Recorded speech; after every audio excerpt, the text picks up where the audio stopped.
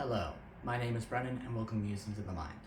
Today I'm going to be talking about the 5 pillars of investment. I think this is very important because if you're not willing to go through these pillars and you're not willing to actually invest properly in a product like a book or a course or a seminar, then you should not be getting that product. I think this confuses a lot of people. They get something, they have vanity of it, and they're not really conscious. So let's bring this into the light, let's bring this into consciousness. Let's talk about the 5 pillars of investment. Let's start with the first one, money. Let's say I'm buying a book or I'm buying a course, it doesn't matter. The first thing to invest, the first level is money. A lot of people will buy a course or buy a book, but not actually invest anything else into it. They'll just have it sitting around, or the other book sitting around getting dust in their shelves. This does it doesn't do anything for them. It's just a waste of money. So this is the first one, money. Investing your money into whatever it is whatever thing you want. The next is investing your time to actually sit down and read it. Sit down and go through the course and actually go to the seminar. But the thing here is, I know a lot of people who've read books. I know a lot of people who've gone to seminars. I know a lot of people who've done courses and not actually applied what they said. Not actually done anything with it, or really even understand what was even brought up. They can't really articulate it. So this is the second pillar, time. The third pillar is contemplation. Actually being able to sit down with your thing, like let's say a book. Being able to sit down, contemplate it, think about the wisdom that was said, think about the information in the book, and like how to apply it in your life, or if it's worth applying. Like you could be reading an old fitness book and it's talking on and on about this low-fat, no-fat diet, which we now know is a bunch of bullshit. Contemplating what you have read and how to apply it to your life. Like do you need a gym membership? Do you need to change your diet? That's a good example. That's number 3 is contemplation. Then there is application.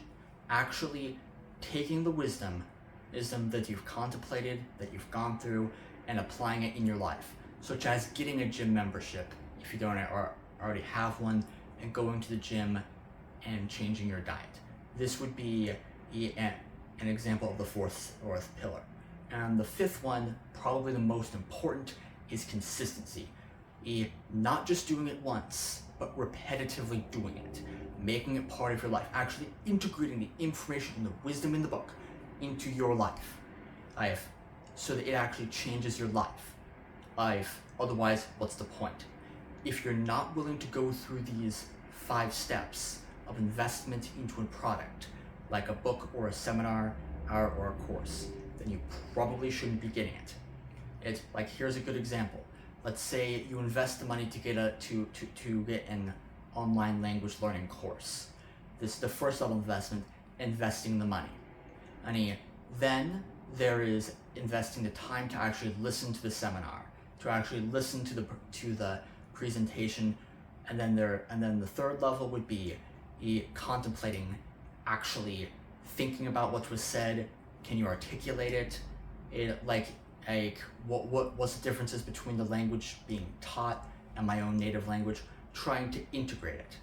The 4th level investment here would be actually doing the homework, speaking the language, doing the homework, doing the work presented, and putting in the effort to learn the language.